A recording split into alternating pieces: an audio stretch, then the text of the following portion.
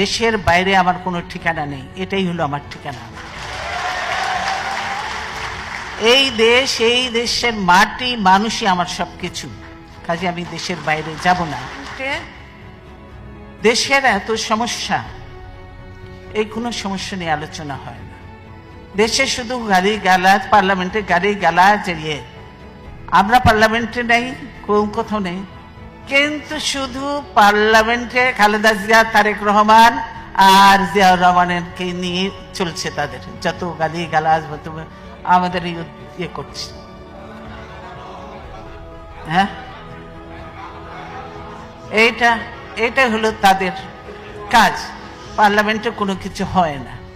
কাজে এই অবৈধ পার্লামেন্টে আমরা জানি, এই অবৈধ পার্লামেন্টে যত কিছু আইনি পাশ করুক, সত্যিকারের নিয়মতান্ত্রিক নির্বাচন হয়ে জনগণের সরকার আসলে কখনোই এই আইনগুলি কার্যকর হবে না।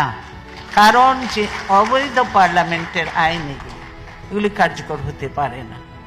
আপনারা দেখলেন যে আজকে দলীয়করণ করেছে, আমি আগে বলেছি প্রশাসন হয়েছে, পুলিশ হয়েছে, তারপরে নির্বাচন কমিশন।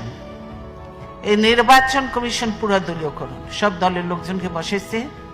কাজে এই নির্বাচন কমিশনের অধীনে কোনো নির্বাচন কি সুষ্ঠু হবে? হবে না। এই হাসিনার অধীনে কোনো নির্বাচন কি সুষ্ঠু হবে? এতগুলো কিছু দেখার পর হবে না। যার জন্যই আমাদের ডিমান্ডটা আমরা নির্দলীয় যে নাইব, আমরা বললাম নিরপেক্ষ সরকারের অধীনে নির্বাচন হতে হবে, হাসিনার অধীনে হলে হবে না। আর নির্বাচন কমিশনকে পুনর্গঠন করতেই হবে, কমপ্লিট। পুনর্গঠন না করলে এই নির্বাচন করা সম্ভব নয়। সেজন্যই এগুলি প্রয়োজন। দেশ আজ গণতন্ত্রহীন অবস্থায়, যার জন্য দেশে এইসব ঘটনা ঘটছে, একের পর এক যে ঘটনা ঘটছে, এই গণতন্ত্রহীন অবস্থায় রয়েছে।